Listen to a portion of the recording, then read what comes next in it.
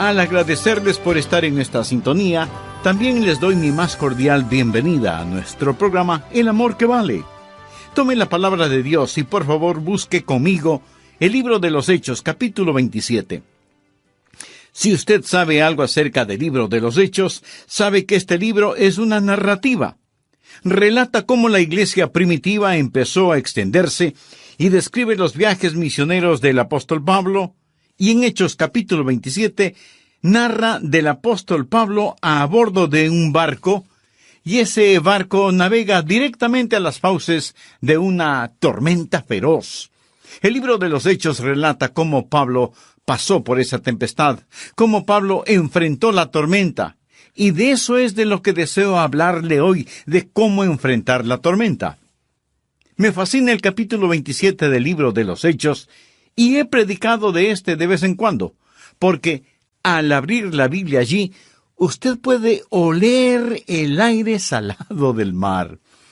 Hay algo especial acerca de esta historia. Con un poquito de imaginación, usted puede escuchar los truenos y ver los relámpagos rasgando el cielo. Puede escuchar a las maderas de ese viejo barco abrirse y quejarse y oír el silbido del viento. Es una historia increíble, la historia de este barco en medio de la tormenta. Pero eso trae una pregunta aún antes de empezar a leer. ¿Por qué Dios utiliza casi todo un capítulo en su palabra para contarnos de una tormenta y del barco en la tormenta? Porque es más que una simple historia. El Espíritu Santo ha tomado esta historia y la ha convertido en una increíble ilustración con una gran aplicación espiritual para todos nosotros, porque la vida es como un viaje en el mar. Algunas veces el mar está en completa calma, otras veces el viento sopla suavemente y el sol brilla cálidamente. Y gracias a Dios por esos momentos. Tal vez así es su vida actual. Amigo, disfrútela. Es un regalo de Dios. Pero a veces el suave viento se convierte en huracán, y el cielo se cubre con negras nubes, y de pronto nos encontramos en medio de una terrible tormenta. Así es la vida. Este capítulo es una ilustración de cada ser humano navegando entre dos eternidades. Algunas veces las cosas marchan bien, otras veces las cosas marchan muy mal. En esta historia en particular, antes de dar inicio, quiero recordarle que el apóstol Pablo es un prisionero. Él es un preso por predicar el Evangelio de Cristo, y las autoridades lo estaban trasladando a Roma para ser juzgado. A propósito, Pablo abordó esta nave como un prisionero. Pero descubriremos que poco tiempo después era el capitán. ¿Sabe? Pablo era diferente a la mayoría de nosotros. Muchos vemos dificultades en toda oportunidad. El apóstol Pablo veía oportunidad en cada dificultad. Usted lo ponía en prisión. Pronto terminaba siendo el carcelero. Él cantaba alabanzas en la noche. Usted lo ponía ante el rey Agripa como el demandado, y poco después era el abogado acusador. Él toma toda oportunidad y aplica a esta la palabra de Dios que dice: mas a Dios gracias, el cual nos lleva siempre en triunfo en Cristo Jesús. Y si se encuentra en una tempestad, vamos a estudiar lo que Pablo hizo y entonces ver cómo lo podemos aplicar y aprender cómo enfrentar la tormenta. Por favor, Hechos 27, empezando en el versículo 20. Aquí él describe la tormenta. Y no apareciendo ni sol ni estrellas por muchos días, y acosados por una tempestad no pequeña, eso simplemente significa que la tempestad era grande. Acosados por una tempestad no pequeña, ya habíamos perdido toda esperanza de salvarnos. Tal vez así es como usted está. Se encuentra en medio de una tormenta terrible y toda esperanza parece desvanecerse. Entonces Pablo, como hacía ya mucho que no comíamos, puesto en pie en medio de ellos, dijo: habría sido por cierto conveniente, oh varones, haberme oído, y no zarpar de Creta tan solo para recibir este perjuicio y pérdida.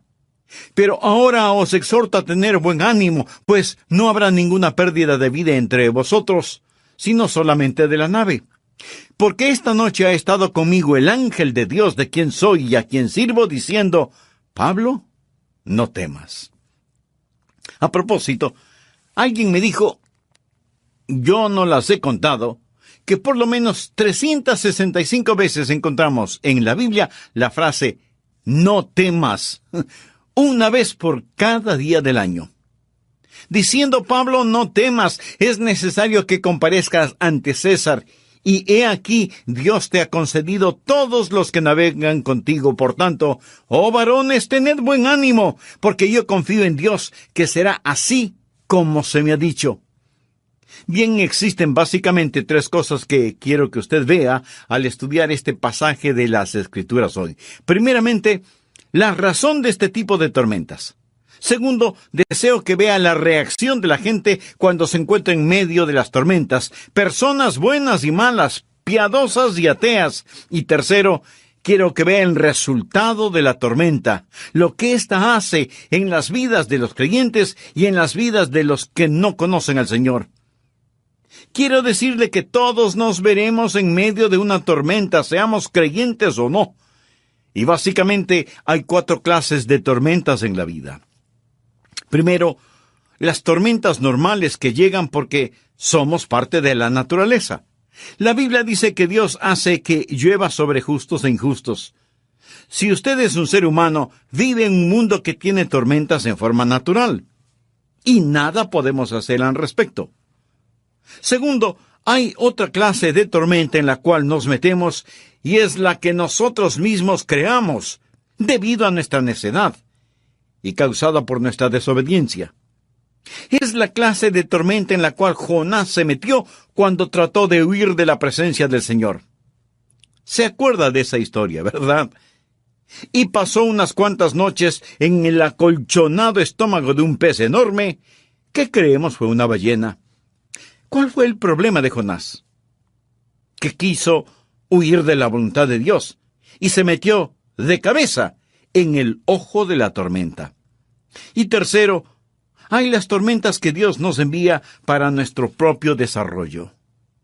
Recuerda la historia en los Evangelios donde Jesús ordenó a sus discípulos que se subieran en el barco y fueran al otro lado del mar. Jesús sabía que una tormenta les sorprendería, pero Él estaba tratando de enseñarles una lección para su desarrollo en su discipulado. Y algunas veces enfrentamos estas tormentas no porque estemos fuera de la voluntad de Dios, sino porque estamos en la voluntad de Dios. La cuarta clase de tormenta es a la que somos arrastrados por otras personas. Ese es el caso con el apóstol Pablo. Era un prisionero, pero también era un marinero. Quiero decir que él había experimentado naufragios antes, había navegado antes. Era un viajero con experiencia y sabía que este barco no debía hacerse a la mar y trató de advertir a todos, pero ellos no le escucharon. Él estaba custodiado por un centurión. Tenía que obedecer. Los que tenían el poder dijeron que hay que navegar y él navegó con ellos. Algunos realmente pueden identificarse con esto. Muchas veces estamos en medio de torbellinos que no hemos creado. En ocasiones los niños se meten en problemas debido a sus padres, es decir, los pequeños nacen y sus padres son impíos o imprudentes, y ellos son arrastrados en una tormenta debido a sus padres. A veces nos encontramos en dificultad debido a las autoridades sobre nosotros. A veces, mi amigo, la nación se ve en tormentas debido al mal liderazgo, a causa del mal liderazgo, y en ocasiones el Congreso o el presidente o los jueces pasan leyes y nosotros estamos a bordo del barco del Estado y nos vemos obligados a navegar rumbo al juicio. Decimos, desearía poder poner mis manos en el timón. Deseamos que de algún modo poder hacerlo, pero navegamos a bordo de la nave del Estado. Somos prisioneros en este, como lo era el apóstol Pablo, quien realmente no quería zarpar. Por favor, miremos los versículos 9 y 10. Y habiendo pasado mucho tiempo y siendo ya peligrosa la navegación. Hay cierta temporada en el Mediterráneo, sobre todo en aquellos días, que usted no navegaba.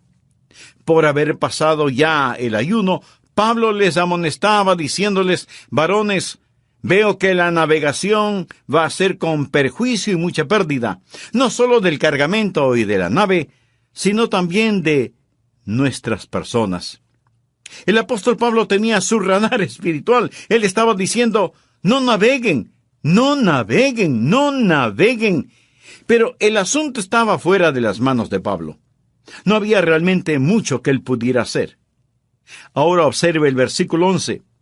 Pero el centurión daba más crédito al piloto y al patrón de la nave que a lo que Pablo decía.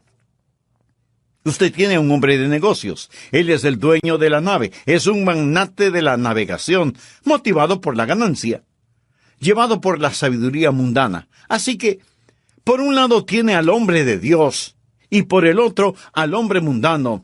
Y el centurión tiene que tomar una decisión. Entonces dice: bueno, no voy a atender al fanático religioso. No voy a obedecer al prisionero. Escucharé al hombre que es obviamente un hombre exitoso. Él es el dueño de esta nave. Y anuncia que van a zarpar. Existen formas de hundir un barco. Hoy en día aún se dan. Estas son las razones de las tormentas de la vida. Permítame decirle cuál fue el error que cometió el dueño del barco y qué es la clase de error que usted también puede cometer. Le voy a dar 5 maneras de hundir un barco. Y estoy hablando hipotéticamente de su barco. Hay 5 maneras de tomar una mala decisión. Y muchos de ustedes hoy mismo están en peligro de hacer una mala decisión y van a navegar rumbo a una tormenta que no servirá para su desarrollo y se meterá en esa tormenta debido a su desobediencia, necedad o ignorancia. Escuche las 5 formas de hundir un barco. Primero, haga sus decisiones apresuradamente. Leamos Hechos 27:9. Y habiendo pasado mucho tiempo. Ellos dijeron: el tiempo pasa rápidamente.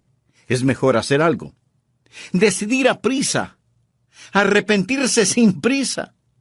Hay mucha gente que dice: hagamos algo, aunque sea errado. Algunas veces la gente se casa de esa manera, a toda prisa. Algunas veces se toman decisiones de negocios de esa manera. Algunas veces una persona deja de estudiar, deja de trabajar, abandona la iglesia o el hogar, se va a alguna parte, abandona la ciudad, sin ningún liderazgo del Señor. Amigo, escúcheme. Cuando está en medio de una decisión, espere en el Señor. Florezca en donde el Señor le ha plantado hasta cuando Él mismo lo movilice. No piense simplemente que porque el tiempo pasa, usted tiene que hacer algo. Aprenda esto. El Santo Espíritu de Dios no empuja. Él lidera, Él guía, pero jamás empuja. Segundo, usted cometerá errores si depende de la sabiduría mundana y no de la sabiduría divina. Leamos el versículo 11. Pero el centurión daba más crédito al piloto y al patrón de la nave que a lo que Pablo decía. Usted va a la gente mundana y pregunta ¿qué debe hacer? Error fundamental. Algunos de ustedes tienen problemas matrimoniales y van a donde un consejero impío para que les diga qué deben hacer.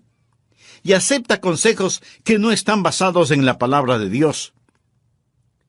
Una mujer fue a donde un psiquiatra tratando de encontrar ayuda para su matrimonio y descubrió que el psiquiatra se había casado 4 veces. Hay gente que está tratando de decirle qué hacer, dándole consejos contrarios a la palabra de Dios. Así que una forma de hundir la nave es tomando decisiones apresuradas. Otra manera de hacerlo es dependiendo de la sabiduría del mundo, en vez de confiar en la sabiduría de Dios. Tercero, buscando una salida fácil. Ellos decidieron navegar de todas maneras porque el puerto era incómodo para invernar.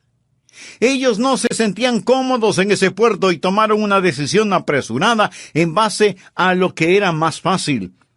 Y usted siempre se encontrará en problemas cuando actúa de esa manera. Estamos llamados a soportar penalidades como buenos soldados de Cristo. ¿Sabe usted por qué un animal come y bebe? Pues porque quiere comer y beber. ¿Sabe usted por qué un animal copula? Pues porque quiere hacerlo. Simplemente es empujado por sus deseos sexuales. Y hay tanta gente que hace sus decisiones a un nivel animal, en vez de hacerlo a un nivel espiritual. En vez de ser guiados por el Espíritu, son guiados por la carne. Cuarto, haciendo lo que los demás hacen. Leamos en Hechos 27:12. Y siendo incómodo el puerto para invernar, la mayoría acordó también zarpar de allí. Eso quiere decir que ellos preguntaron, ¿qué es lo que todos querían hacer? Tomaron votación entre el buen número de pasajeros que había, y Pablo fue derrotado por mayoría de votos. Por lo tanto, se hicieron a la mar. Amigo, aprenda lo siguiente y apréndalo bien. La mayoría, por lo general, está equivocada. No piense que si la mayoría dice que algo es correcto, lo es. El resultado es que mientras la mayoría dice que hay moralidad en nuestro país, la verdad es que vivimos tiempos vergonzosamente inmorales. 2 espías fueron a reconocer la tierra en tiempos de Josué. 10 dijeron que no se podía conquistarla. Solo 2 dijeron que sí se podía. 10 estuvieron equivocados. Y 2 tuvieron la razón. Cuando el pueblo de Israel no tenía un rey y querían tenerlo, vivían bajo una teocracia, pero querían una monarquía. Surgió la pregunta, ¿cuántos de ustedes quieren tener un rey? Todos votaron a favor de tener un rey. Y tuvieron a Saúl. Dios les dio lo que ellos querían, pero después de un tiempo ellos no querían lo que tenían. La mayoría se equivocó. Cuando Jesús estuvo frente a Pilato, Pilato preguntó a la muchedumbre, ¿a quién quieren que libere? ¿A Jesús o a Barrabás? La Biblia dice que ellos escogieron a Barrabás y crucificaron a Jesús. Nunca se ha cometido sobre la faz de la tierra un crimen tan espantoso, pero se lo hizo por el deseo de la mayoría. Y hay muchas ocasiones cuando jóvenes y adultos quieren hacer algo y están determinados a hacerlo, pero por aparentar consultan con varias personas y tratan de reunir votos o permiso para hacer lo que iban a hacer de todas maneras, con votos o no, con permiso o no. Usted hunde su barco si va con la mayoría. ¿Sabe usted lo que es una mayoría? Mucha gente unida por su ignorancia. Eso es. Quinto, depender de las circunstancias. Quiero decir, tomar decisiones de acuerdo a la circunstancia. Veamos lo que dice el versículo 13. Y soplando una brisa del sur, pareciéndoles que ya tenían lo que deseaban, levaron anclas e iban costeando Creta. Soplaba un viento suave y ellos dijeron, miren esto, el sol está brillando, el mar está en calma, el viento sopla en nuestra dirección, debe ser la voluntad de Dios.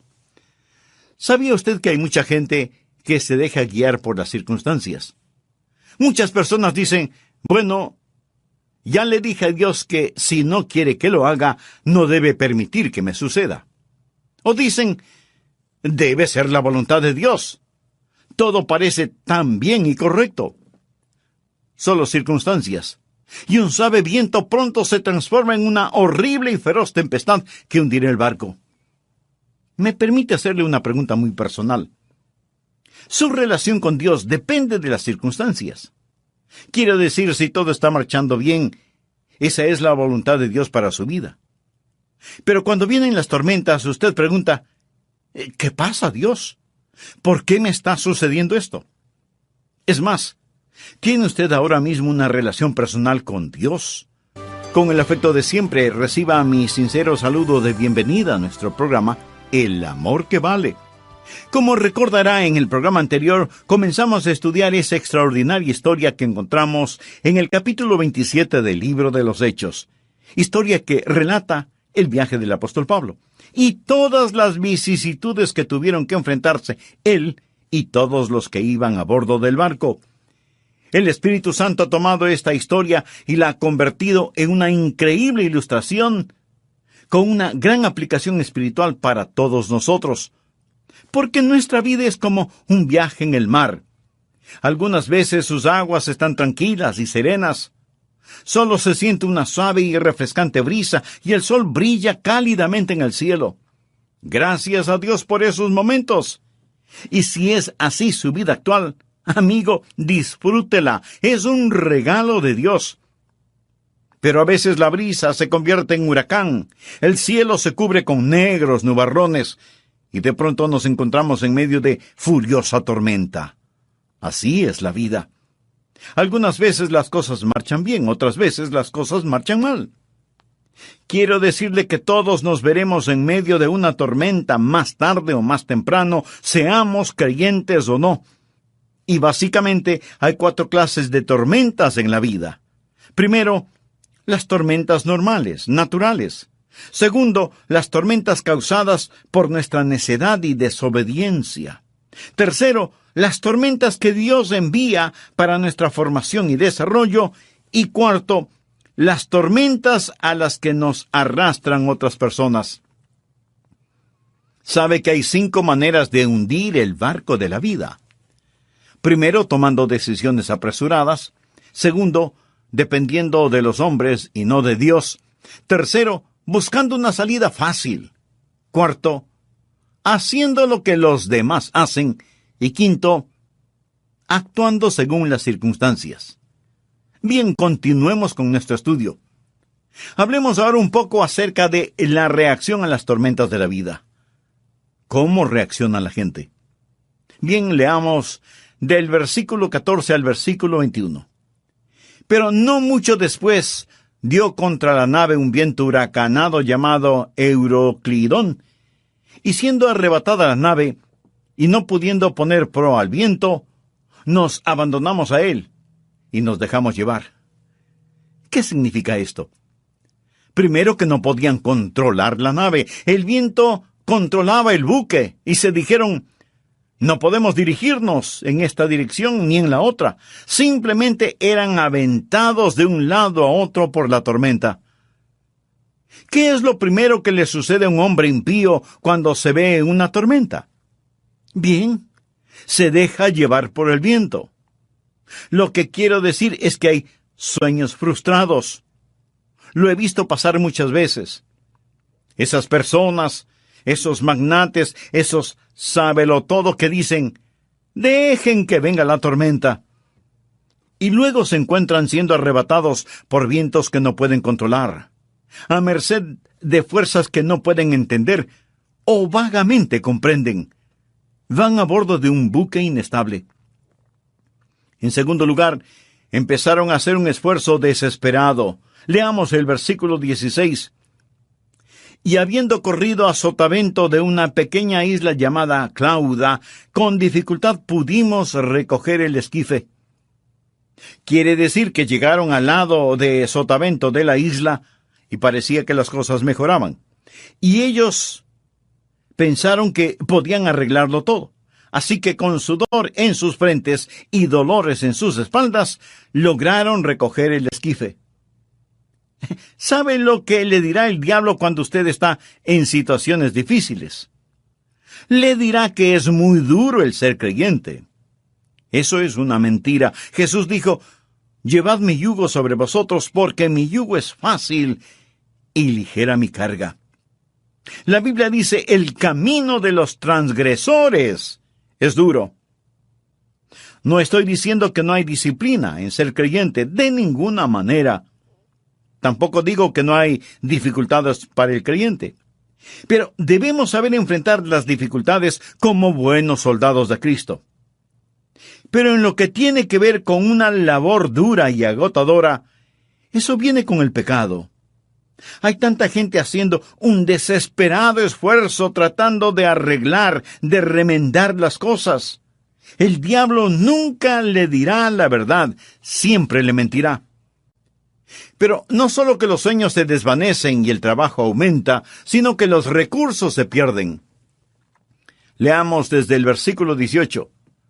Pero siendo combatidos por una furiosa tempestad, al siguiente día empezaron a lijar. ¿Qué significa esto? Quiere decir que empezaron a tirar cosas por la borda. Que al tercer día, con nuestras propias manos, arrojamos los aparejos de la nave. Estaban botando todo en el océano. Y los versículos 20 y 21 dicen: y no apareciendo ni sol ni estrellas por muchos días, y acosados por una tempestad no pequeña, ya habíamos perdido toda esperanza de salvarnos. Entonces Pablo, como hacía ya mucho tiempo que no comíamos, puesto en pie en medio de ellos, dijo: habría sido por cierto conveniente, oh varones, haberme oído. En otras palabras, Pablo les recuerda que él les había pedido no salir de Creta para no recibir este perjuicio y pérdida. Una de las cosas más caras es el pecado. Esta gente, a pesar de tanto trabajo duro, perdió. Están botando todas las cosas al mar. Todo lo que ellos consideraban importante ya no lo era ahora. El hombre mundano gasta la primera parte de su vida ganando riquezas y en la segunda parte de su vida gasta sus riquezas para recuperar su salud. Y en ambas partes de su vida es infeliz. ¡Qué pérdida colosal! Seguramente entre quienes me escuchan hay gente que daría todo cuanto poseen ahora mismo con tal de ver a su hijo libre de las drogas, o restaurar la unidad familiar, o lograr la estabilidad emocional de alguien a quien aman. Pero la gente a bordo de ese barco era empujada por el viento y a pesar de sus esfuerzos tuvieron que tirarlo todo al mar, lo perdieron todo. La gente habla de la guerra contra la pobreza, pero ¿sabe lo que en verdad se necesita en el mundo? Una guerra contra el pecado. Cuando la gente esté a cuentas con Dios, la Biblia dice que Dios se complace en la prosperidad de sus hijos. Y entonces ellos perdieron la esperanza. Por favor, leamos el versículo 29 de este mismo capítulo, Hechos 27. Y temiendo dar en escollos, echaron 4 anclas por la popa, y ansiaban que se hiciese de día. ¡Oh, si tan solo hubiese luz, si supiéramos qué hacer! Ellos rechazaron la luz de Dios, y ahora se encuentran en la oscuridad. Verá, los marineros en aquella época no tenían la instrumentación moderna actual. Ellos navegaron por medio de las estrellas, el sol, la luna, la costa. Pero la Biblia nos dice en el versículo 20 que todas estas cosas habían desaparecido. Todo lo que pensaban que era tan importante, sus gráficas mercantiles, sus estudios comerciales, sus estadísticas, sus censos, todo se esfumó.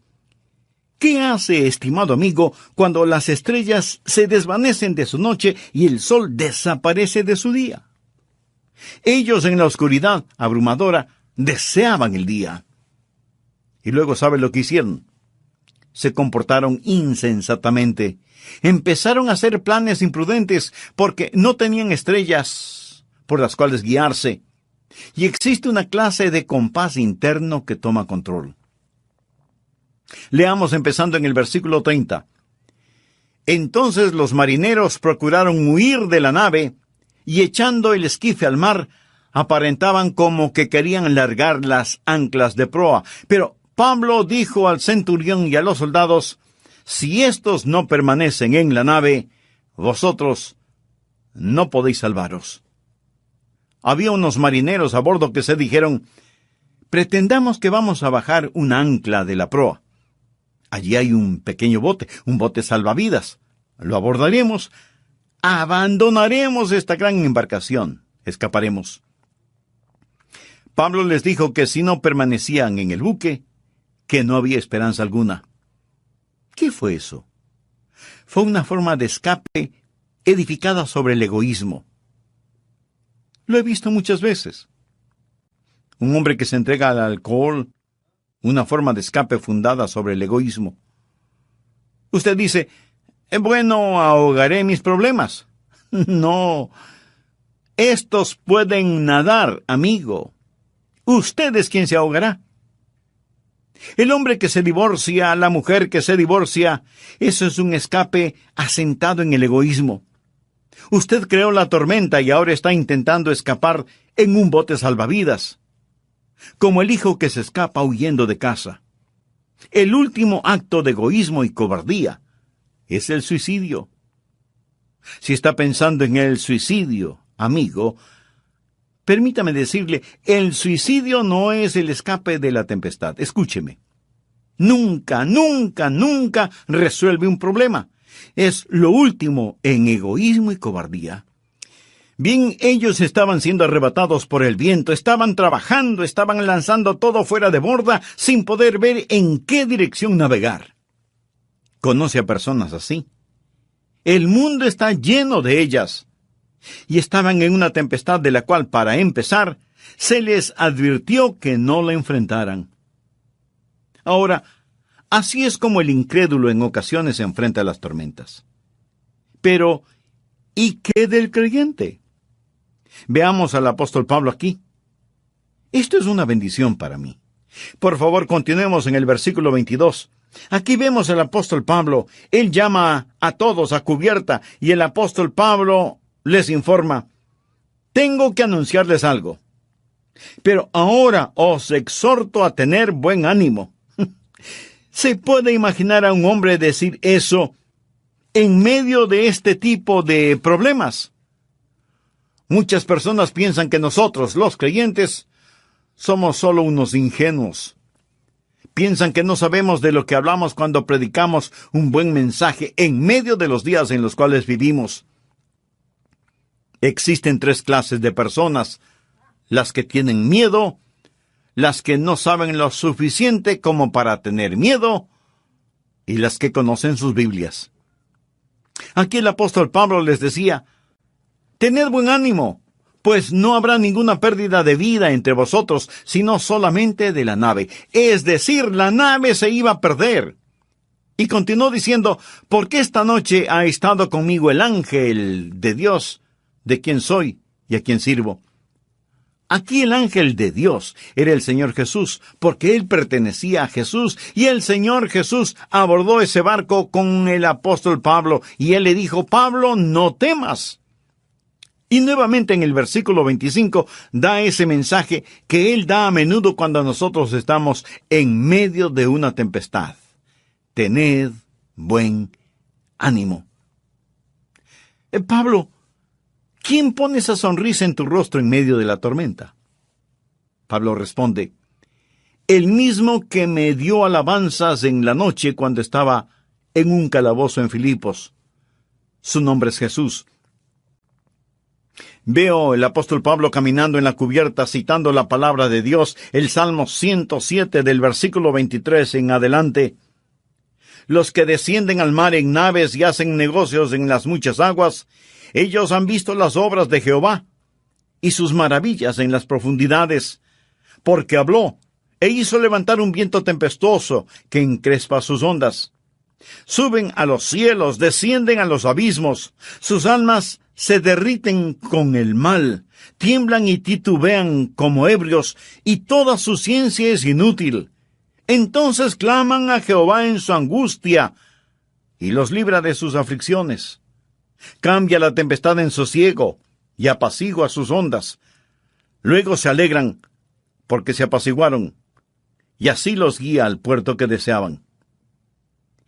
¿Qué diferencia entre la reacción de los que conocen al Señor y los que no conocen al Señor cuando están en una tormenta? Quizás si usted está en este instante en una tormenta, quiera leer este salmo. Le será de gran bendición, el Salmo 107.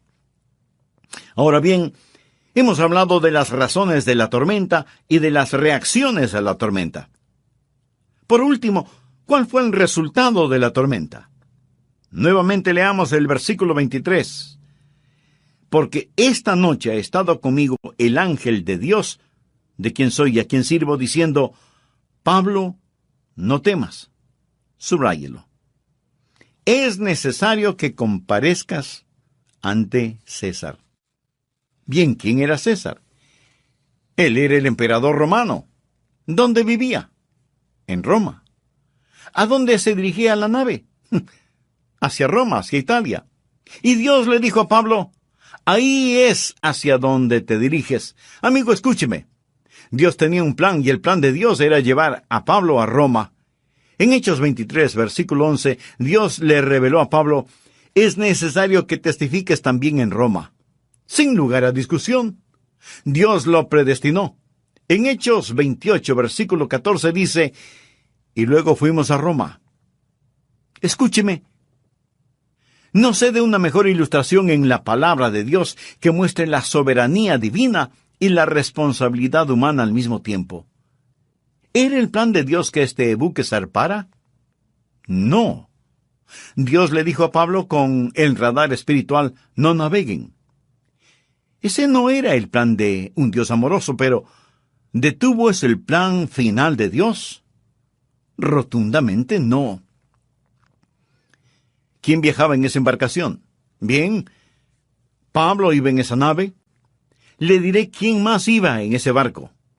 Efesios, Filipenses, Colosenses viajaban en ese barco. Y le diré qué más. El Evangelio de Lucas y el libro de Hechos. Y le diré qué más. La voluntad soberana de Dios Todopoderoso, y toda decisión errónea que ellos pudieron haber tomado no pudo cambiar la voluntad de Dios. ¿No es eso asombroso? Donde Dios no gobierna, Dios se señorea. ¿Alguna vez ha abordado uno de esos grandes aviones para ir a otro continente, quizás un 747? Usted puede dormir, puede comer o no, tomarse un refresco o un café, lo que quiera, pero amigo, mientras usted toma esas decisiones pequeñas, ese avión simplemente se dirige a un determinado aeropuerto. Es decir, hay un piloto que vuela ese aeroplano. Existe un plan determinado, predeterminado, que está trasladando ese avión, en el cual va a bordo hacia dicho aeropuerto. Y usted dirá: bueno, estoy tomando esta decisión y aquella decisión, pero hay otro poder que lo lleva. Escuche, nosotros servimos a un Dios poderoso, servimos a un Dios poderoso. Los creyentes pueden fallar, andar a duras penas, pecar, pero si le pertenecen a Jesucristo, existe un poder soberano que dice: mi hijo, un día serás como mi hijo el Señor Jesús. Y todo el infierno no puede impedirlo. Estamos predestinados a llegar a ser a la imagen del Hijo de Dios.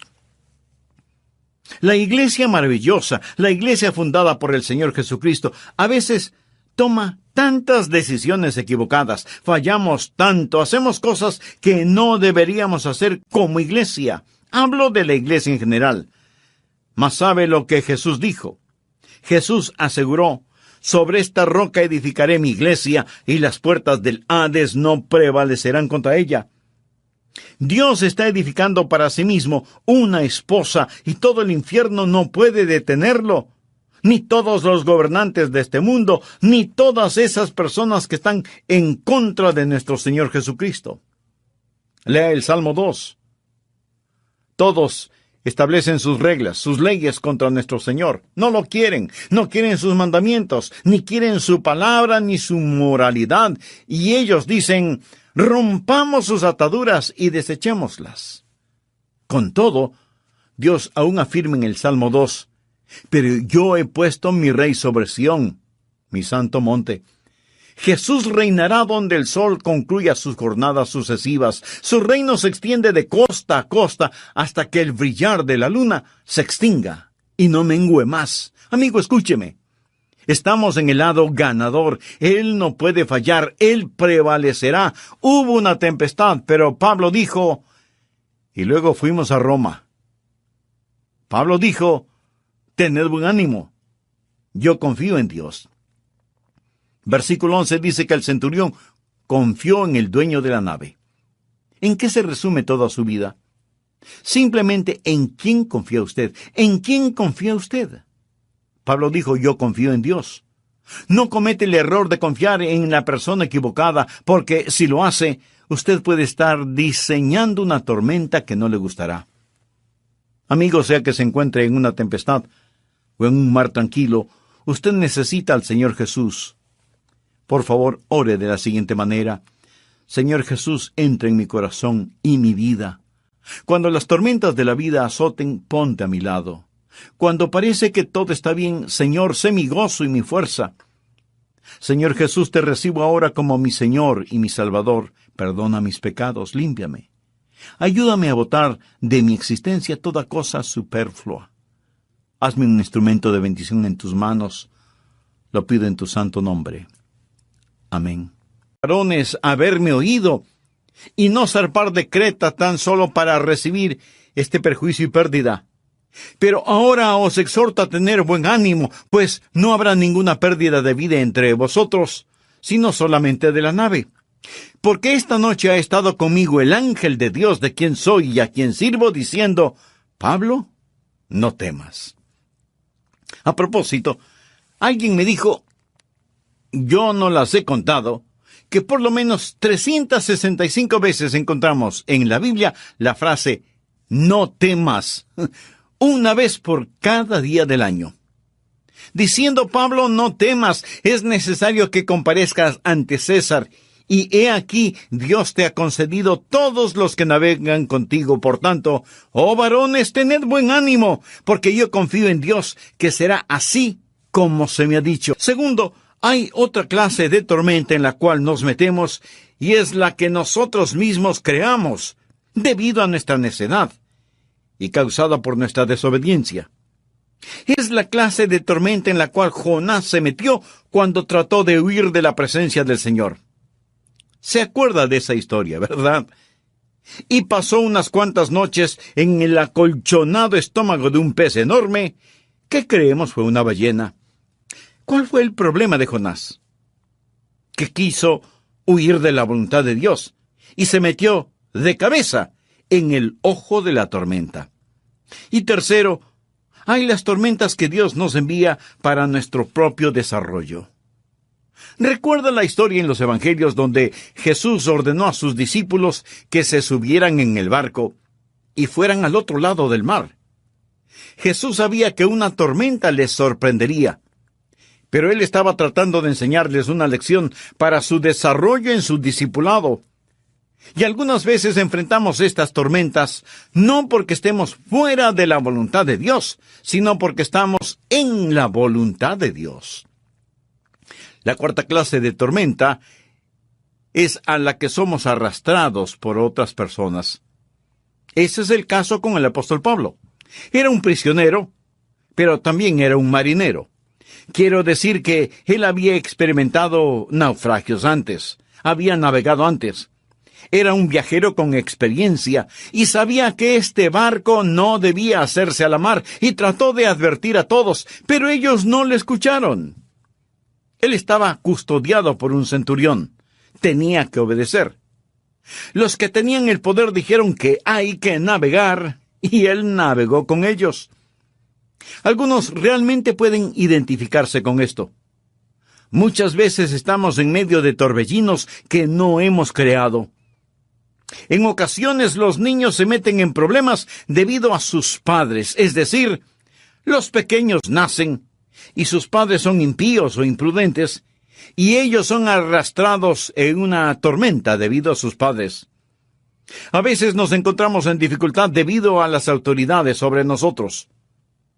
A veces, mi amigo, la nación se ve en tormentas debido al mal liderazgo, a causa del mal liderazgo, y en ocasiones el Congreso o el presidente o los jueces pasan leyes y nosotros estamos a bordo del barco del Estado y nos vemos obligados a navegar rumbo al juicio. Decimos, Desearía poder poner mis manos en el timón. Deseamos que de algún modo poder hacerlo.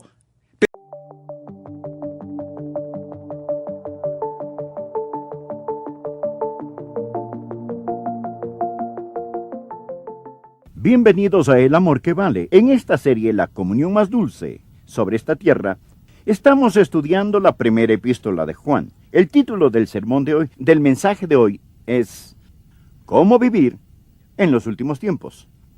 Pastor Rogers, ¿son estos los últimos días? Absolutamente sí, sin lugar a dudas, son los últimos tiempos. ¿Cómo puede estar tan seguro, pastor? Porque los últimos días empezaron con Pentecostés. Desde los años de los apóstoles hasta el día de hoy, hemos estado viviendo en los últimos tiempos. ¿Es eso contradictorio? Para nada. Desde que Jesús ascendió, la iglesia siempre ha estado esperando su regreso, y Él puede venir en cualquier momento. Y por ello, la Biblia llama a todos estos días los últimos tiempos. Muchos creemos que vivimos en los últimos días de los últimos tiempos. Acompáñenos, nuestro mensaje, ¿cómo vivir en los últimos tiempos? Por favor, busque Primera de Juan capítulo 2. Y ahora preste atención, permítame decirle que la educación es costosa, pero la ignorancia le costará mucho, mucho más. Y ningún hijo de Dios puede darse el lujo de ser ignorante en estos días dinámicos en los que estamos viviendo. Todos sentimos que la arena del reloj del tiempo se está acabando para esta generación. Y la mayoría sentimos que la historia como la conocemos se dirige hacia una culminación. Si eso es verdad, es el tiempo preciso para la aparición de una persona que la Biblia llama el anticristo. Existe una bestia de hombre que acecha en las sombras de la historia, y él está a punto de salir de detrás del escenario y ubicarse en medio de este. Acerca de esto es el pasaje de hoy. Bien, la Biblia dice que vendrán tiempos peligrosos. Permítame decirle que ya están aquí. La dinamita está lista, la mecha extendida, el fósforo encendido. Los días están numerados y necesitamos estar listos. Quiero decirle algunas razones por las que necesitamos estar listos. Veremos luego la palabra de Dios. Primero, debido al factor de la intercesión, necesitamos estar orando por este mundo. Necesitamos sacar nuestras cabezas de las nubes de profecía y postrarnos de rodillas a orar por esta generación. Y también el factor de ganar almas. Verá, amigo, si usted está solo viviendo para este mundo, todo lo que hace es acomodar las sillas en la proa del Titanic. Necesitamos estar metiendo gente en los botes salvavidas, que ellos conozcan al Señor Jesucristo como su Salvador personal. En tercer lugar, el factor de la preparación familiar. Vivir en los últimos días es peligroso, y nosotros, los padres y abuelos, necesitamos inculcar en los corazones y mentes y vidas de nuestros hijos valores y muy sólidas verdades. Y finalmente el factor del consuelo. Cuando sabemos lo que la Biblia enseña que va a suceder, y eso sucede, no nos retorcemos las manos diciendo, el mundo se viene abajo, ¿en qué va a terminar el mundo? Decimos, mire quién va a regresar al mundo. Entendemos que Jesucristo regresa. Con todo esto en mente, empecemos a leer en Primera de Juan capítulo 2, versículo 18. Hijitos, ya es el último tiempo. Primera de Juan capítulo 2, versículo 18. Hijitos, ya es el último tiempo. Y según vosotros oísteis que el anticristo viene, así ahora han surgido muchos anticristos. Por esto conocemos que es el último tiempo. Salieron de nosotros, pero no eran de nosotros, porque si hubieran sido de nosotros, habrían permanecido con nosotros. Pero salieron para que se manifestase que no todos son de nosotros. Pero vosotros tenéis la unción del Santo y conocéis todas las cosas. No os he escrito como si ignoraseis la verdad, sino porque la conocéis, y porque ninguna mentira procede de la verdad. ¿Quién es el mentiroso, sino el que niega que Jesús es el Cristo? Este es anticristo, el que niega al Padre y al Hijo. Todo aquel que niega al Hijo, tampoco tiene al Padre. El que confiese al Hijo, tiene también al Padre. Haré una pausa aquí. Vamos a estudiar hasta el final de este capítulo y seguiremos a través del mismo. Hay tres cosas que deseo que aprendan al respecto: el tiempo, el tirano y el triunfo. Y quiero que los mantenga presentes. Entonces, ¿qué es el tiempo? El tiempo es los últimos días. Según el versículo 18, vivimos en los últimos días y necesitamos estar despiertos. Dígale a la persona a su lado: despiértese. Vivimos en los últimos días y debemos estar despiertos. Juan dice: hijitos, ya es el último tiempo. Literalmente eso es traducido en algunas Biblias como la última hora. Y Juan dijo eso hace 2000 años. Adrián, si Juan dijo eso hace 2000 años, que era el último tiempo, ¿qué ha pasado? ¿Cómo pudo haber sido el último tiempo? Puesto que han pasado 2 milenios. Ahora usted necesita entender algo. Desde que Jesucristo ascendió a la gloria, ha sido el último tiempo. Verá, el Antiguo Testamento, el tiempo pasado, ha estado preparándose para la venida de Jesucristo. Después de la muerte, sepultura, resurrección y ascensión del Señor Jesucristo, entramos en un periodo llamado el último tiempo. Desde la hora en que Jesús subió hasta cuando regrese, es el último tiempo, es decir, la última hora. Y en cualquier momento, en ese intervalo, Jesucristo puede venir. Todo creyente, desde los tiempos de Juan hasta hoy, debe vivir con la esperanza que Jesucristo regrese en cualquier momento. Muchos tienen la idea de que el último tiempo está en el horizonte y nos acercamos a este. No, vivimos en él. Ahora lo que estoy tratando de decir es que no nos estamos acercando a los últimos días. Vivimos al borde de los últimos días. Siempre, desde la hora en que Jesús subió hasta el momento que Él retorne. Él puede regresar en cualquier momento. Anote la palabra inminente. Aprenda esto de la profecía bíblica. La segunda venida de Jesucristo es inminente. Deseo decirle algo. No estamos esperando que ocurra ninguna señal. No hay ningún evento histórico que estemos esperando. Jesucristo pudo haber regresado 3 semanas después de ascender al cielo. Y Él puede regresar esta tarde. Verá, toda la Biblia enseña que estamos al borde, que estamos al filo. Y por consiguiente debemos estar anhelando y no bostezando. Debemos estar listos para la segunda venida del Señor Jesucristo. Usted preguntará: ¿y qué de todas las señales de los últimos tiempos y esto? Existen señales de los tiempos, pero estos no son los tiempos de las señales. Lo que quiero decir es esto, que la venida del Señor Jesucristo será en 2 fases. Primero, el Señor Jesucristo viene por su iglesia, que es el rapto. Seremos arrebatados para encontrarnos con el Señor en el aire. Eso será de repente, en un instante, en un abrir y cerrar de ojos. Y luego vendrá la gran tribulación aquí sobre la tierra. Y después Jesucristo regresará con sus santos a gobernar y reinar durante 1000 años. Lo llamamos el milenio. Ahora el arrebato no tiene ninguna señal. Puede suceder en cualquier momento. Existen muchas señales para esta revelación. Cuando Jesucristo regrese en gloria y poder con sus santos. No por sus santos, sino con sus santos. La Biblia habla de muchas señales. Bien dirá Adrián: ¿me está diciendo que todas las cosas que llamamos las señales de los tiempos no se aplican? ¿Que no podemos leerlas? Sí podemos leerlas. Y podemos decir que hay una intensidad que pronostica la venida de Cristo.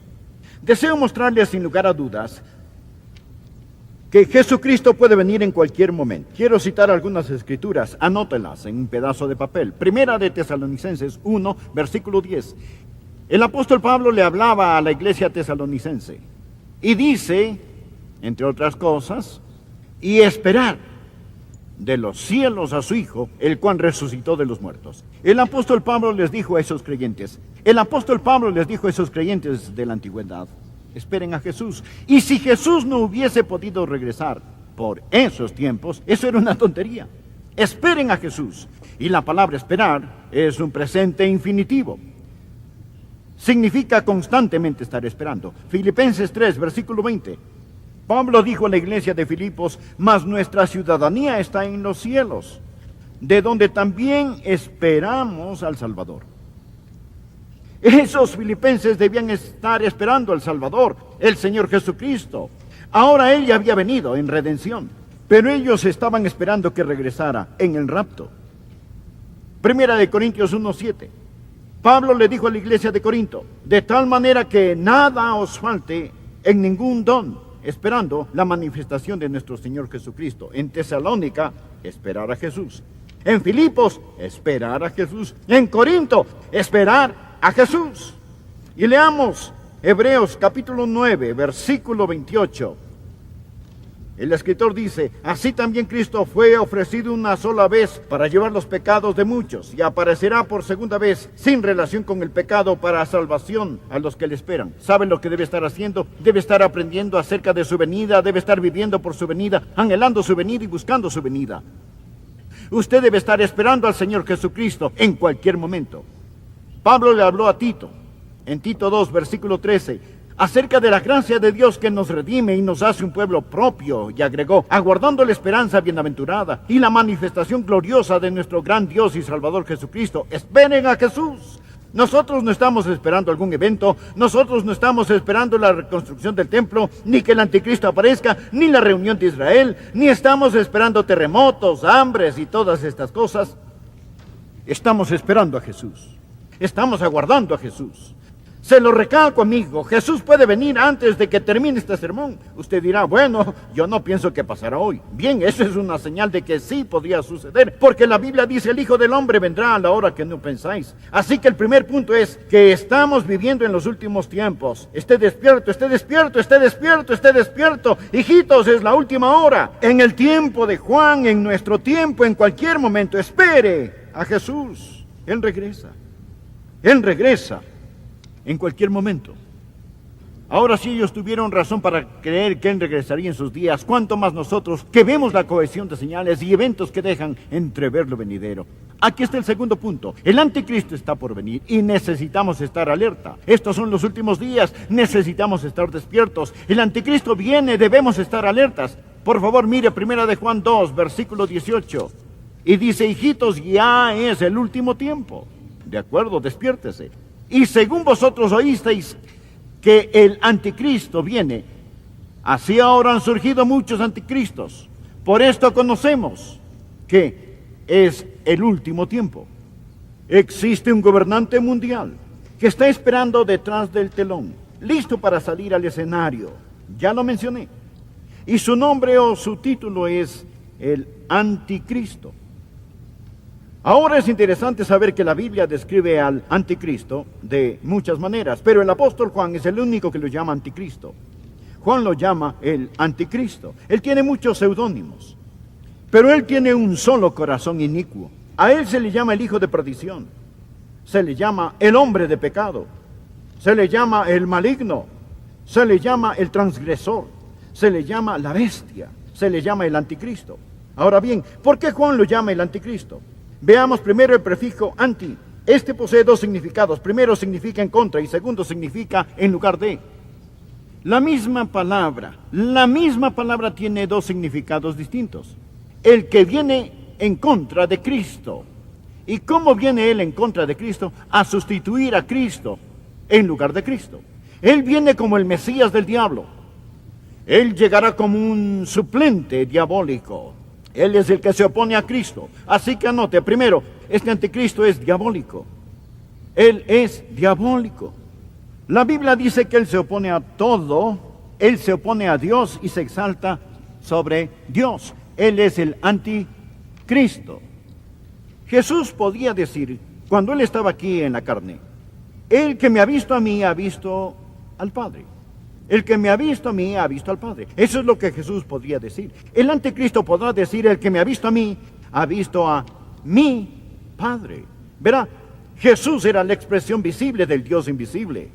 En cambio, el anticristo será la expresión visible del diablo invisible. Lo mismo que Jesús es al Padre, él será Satanás.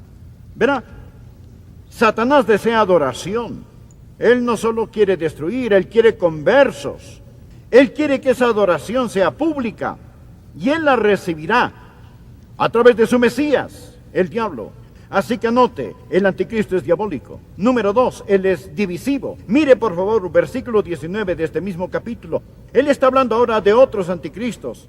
Y él enseña, salieron de nosotros, pero no eran de nosotros, porque si hubieran sido de nosotros, habrían permanecido con nosotros, pero salieron para que se manifestase que no todos son de nosotros. Casi todas esas sectas falsas empezaron en la iglesia verdadera. Algunas personas no eran de nosotros, pero salieron de nosotros. Todos hemos visto personas que nunca han recibido al Señor Jesucristo como su Salvador personal y Señor, y pueden pasar adelante, bautizarse, estar en la escuela dominical, en el coro. Y después de un tiempo ellos salen y se unen a alguna secta extraña, rara, esotérica. ¿Por qué lo hacen? Amigos, ellos están con nosotros, pero no son de nosotros. No poseen la verdadera coinonía. El Espíritu Santo de Dios no mora en ellos, así que salen. Alguien dice, bien, ellos perdieron su salvación. No, no la perdieron.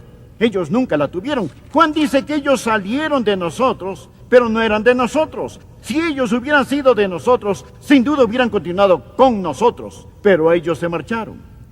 El mundo está lleno de estos anticristos. Ellos son el cumplimiento de las profecías bíblicas. No han tomado a Dios por sorpresa.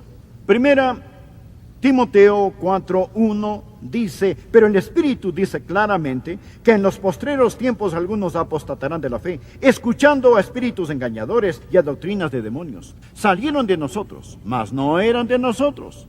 Vemos a estas personas hoy en día tal vez no involucrándose en movimientos anticristianos, pero alejándose. ¿Sabe por qué perdieron su salvación? No, se dice que la fe que se disipa antes del final tenía una falla desde el principio. Ellos no eran de nosotros. Si hubieran estado con nosotros, si hubieran tenido el Espíritu Santo, sin duda hubieran continuado con nosotros. Él es destructivo. Él quiere dañar, destruir y condenar su alma. Usted dirá, eso no es agradable, amigo. El discípulo amado lo escribió el apóstol Juan. Él dice, hijitos, ya es el último tiempo. Han surgido muchos anticristos. El anticristo vendrá y será como Juan lo está diciendo. Él habla del tiempo, del último tiempo. Estad atentos. Habla del tirano, el anticristo que vendrá. Estad atentos. Juan habla también del triunfo. Nuestro Señor está en camino y necesitamos permanecer en Él. Despierte, esté alerta y permanezca. Veamos una palabra que llamará nuestra atención: permanecer. En Primera de Juan, capítulo 2, Juan dice en el versículo 24, lo que habéis oído desde el principio permanezca en vosotros. Ahora bien, mire por favor el final del versículo 27. Así como la unción misma os ha enseñado, permaneced en él. Versículo 28, y ahora, hijitos, permaneced en él. Ahora que está despierto y alerta, ¿qué más hace? ¿Cómo puede vivir en los últimos días? Bien, usted debe permanecer. Primero, escuche, necesita enseñarle a sus hijos a estar listos. Usted necesita permanecer en la palabra de Dios. De nuevo, versículo 24. Lo que habéis oído desde el principio permanezca en vosotros. Él está hablando acerca de lo que ha oído, la palabra. Si lo que habéis oído desde el principio permanece en vosotros, también vosotros permaneceréis en el Hijo y en el Padre. La palabra permanecer significa establecerse, arraigarse, erradicarse. Así que la palabra de Dios debe radicar en usted y usted en la palabra de Dios. Aprenda a atesorar la palabra de Dios. Aprenda a apropiarse de la palabra de Dios. Aprenda a aplicar la palabra de Dios, porque la manera de conocer al Padre y al Hijo es a través de la palabra de Dios. Y no solamente necesita permanecer en ella, présteme atención, padres y abuelos. Ustedes necesitan poner dosis gigantescas de la palabra de Dios en los corazones y mentes de sus hijos. Ellos no lo van a conseguir en la escuela dominical, usted tendrá que hacerlo, si no ellos serán arrastrados, pues el diablo es tan engañoso, su engaño está como un virus en el aire. Cuando los Estados Unidos se independizaron, la Biblia era el libro más citado por los patriarcas fundadores de la nación. Hoy es el libro más censurado. La Biblia, el libro más censurado en América. Hoy se puede leer casi cualquier cosa en las escuelas públicas, excepto la Biblia. Padres y madres, la Biblia dice que en estos últimos tiempos ustedes tendrán que permanecer en la palabra de Dios. Número 2, debe permanecer en el Espíritu de Dios. Mire el versículo 27 del capítulo 2. Pero la unción que vosotros recibisteis de Él permanece en vosotros, y no tenéis necesidad de que nadie os enseñe. Así como la unción misma os enseña las cosas, y es verdadera y no es mentira, según ella os ha enseñado, permaneced en Él. El Espíritu Santo de Dios permanece en usted y usted permanece en Él. Note que Él usa la palabra unción, es la palabra crisma. Mire el versículo 20, Él llama una unción, es la misma palabra, pero vosotros tenéis la unción del Santo. Y en la segunda venida del Señor Jesucristo, cuando Jesucristo regrese, usted no estará alarmado ni estará temeroso, usted irá a encontrarse con el Señor Jesucristo con anhelo, valentía y gozo. Amigo, yo era un joven predicador alarmado, mas quiero contarle que desde aquel tiempo hasta el día de hoy se ha dado un cambio radical en mi corazón. Anhelo tanto que Jesús venga. No temo su retorno. ¿Sabe? Los primeros creyentes tenían la palabra Maranata, significa ven Señor Jesús. Yo quiero que Él venga. Añoro su regreso, aguardo el día de su venida, deseo ir a casa y estar con el Señor Jesucristo. No es que este mundo me tenga cansado, disfruto la vida diariamente, pero mi corazón late ante la expectativa de la venida de nuestro Señor y Salvador Jesucristo. Estaré confiando cuando le vea. No quiero estar avergonzado cuando regrese. Finalmente, en la última hora, despierte. El anticristo viene. Esté alerta. Nuestro Señor está en camino. Permanezca. Permanezca en la palabra de Dios. Permanezca en el Espíritu de Dios. Él es nuestro Maestro interior. Permanezca en el Hijo de Dios, para que cuando regrese, usted tenga confianza y no se avergüence de su retorno. En algunas Biblias como la última hora. Y Juan dijo eso hace 2000 años. Adrián, si Juan dijo eso hace 2000 años, que era el último tiempo, ¿qué ha pasado? ¿Cómo pudo haber sido el último tiempo? Puesto que han pasado 2 milenios. Ahora usted necesita entender algo. Desde que Jesucristo ascendió a la gloria, hasta el momento que Él retorne, Él puede regresar en cualquier momento. Anote la palabra inminente. Aprenda esto de la profecía bíblica. La segunda venida de Jesucristo es inminente. Deseo decirle algo. No estamos esperando que ocurra ninguna señal. No hay ningún evento histórico que estemos esperando. Jesucristo pudo haber regresado 3 semanas después de ascender al cielo. Y Él puede regresar esta tarde. Verá, toda la Biblia enseña que estamos al borde, que estamos al filo. Y por consiguiente debemos estar anhelando y no bostezando. Debemos estar listos para la segunda venida del Señor Jesucristo. Usted preguntará, ¿y qué de todas las señales de los últimos tiempos y esto? Existen señales de los tiempos, pero estos no son los tiempos de las señales. Lo que quiero decir es esto, que la venida del Señor Jesucristo será en 2 fases. Primero, el Señor Jesucristo viene por su iglesia, que es el rapto. Seremos arrebatados para encontrarnos con el Señor en el aire. Eso será de repente, en un instante, en un abrir y cerrar de ojos. Y luego vendrá la gran tribulación aquí sobre la tierra. Y después Jesucristo regresará con sus santos a gobernar y reinar durante 1000 años. Lo llamamos el milenio. Ahora el arrebato no tiene ninguna señal. Puede suceder en cualquier momento. Existen muchas señales para esta revelación. Cuando Jesucristo regrese en gloria y poder con sus santos. No por sus santos, sino con sus santos. La Biblia habla de muchas señales. Bien dirá Adrián, ¿Me está diciendo que todas las cosas que llamamos las señales de los tiempos no se aplican? ¿Que no podemos leerlas? Sí podemos leerlas. Y podemos decir que hay una intensidad que pronostica la venida de Cristo. Deseo mostrarles sin lugar a dudas que Jesucristo puede venir en cualquier momento. Quiero citar algunas escrituras, anótelas en un pedazo de papel. Primera de Tesalonicenses 1, versículo 10. El apóstol Pablo le hablaba a la iglesia tesalonicense y dice, entre otras cosas, y esperar de los cielos a su Hijo, el cual resucitó de los muertos. El apóstol Pablo les dijo a esos creyentes de la antigüedad, esperen a Jesús. Y si Jesús no hubiese podido regresar por esos tiempos, eso era una tontería. Esperen a Jesús. Y la palabra esperar es un presente infinitivo. Significa constantemente estar esperando. Filipenses 3, versículo 20. Pablo dijo a la iglesia de Filipos, mas nuestra ciudadanía está en los cielos, de donde también esperamos al Salvador. Esos filipenses debían estar esperando al Salvador, el Señor Jesucristo.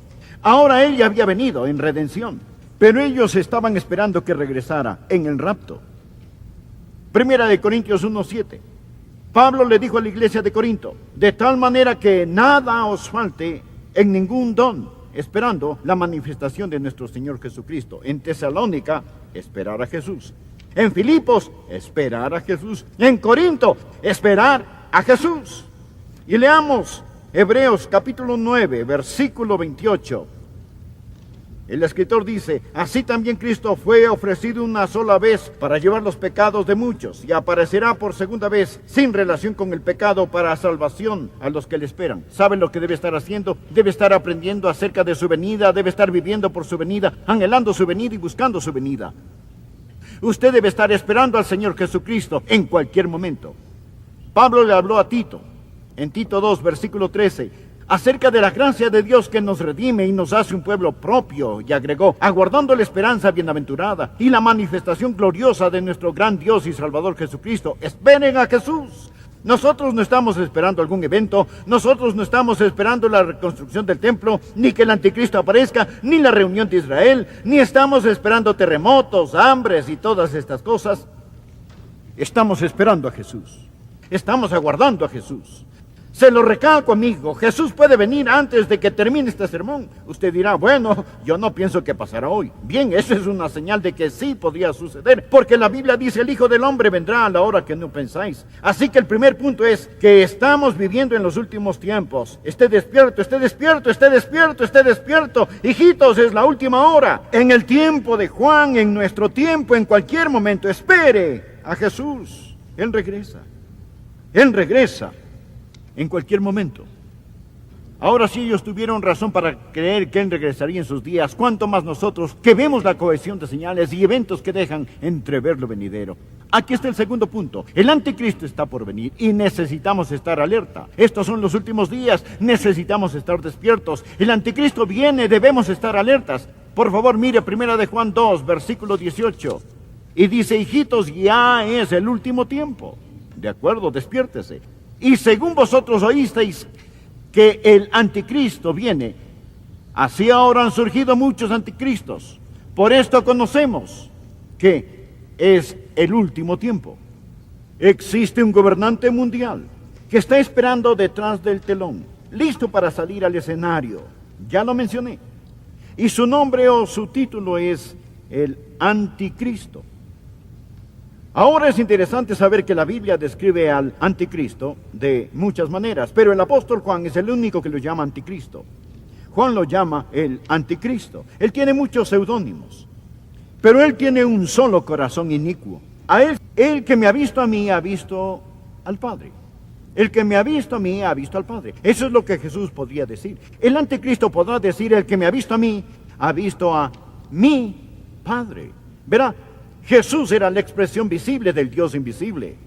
En cambio, el anticristo será la expresión visible del diablo invisible. Lo mismo que Jesús es al Padre, él será Satanás. Verá, Satanás desea adoración. Él no solo quiere destruir, él quiere conversos. Él quiere que esa adoración sea pública.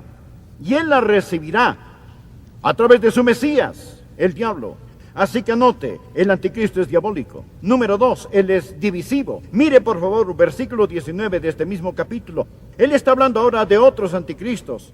Y él enseña, salieron de nosotros, pero no eran de nosotros, porque si hubieran sido de nosotros, habrían permanecido con nosotros, pero salieron para que se manifestase que no todos son de nosotros. Casi todas esas sectas falsas empezaron en la iglesia verdadera. Algunas personas no eran de nosotros, pero salieron de nosotros. Todos hemos visto personas que nunca han recibido al Señor Jesucristo como su Salvador personal y Señor, y pueden pasar adelante, bautizarse, estar en la escuela dominical, en el coro. Y después de un tiempo ellos salen y se unen a alguna secta extraña, rara, esotérica. ¿Por qué lo hacen?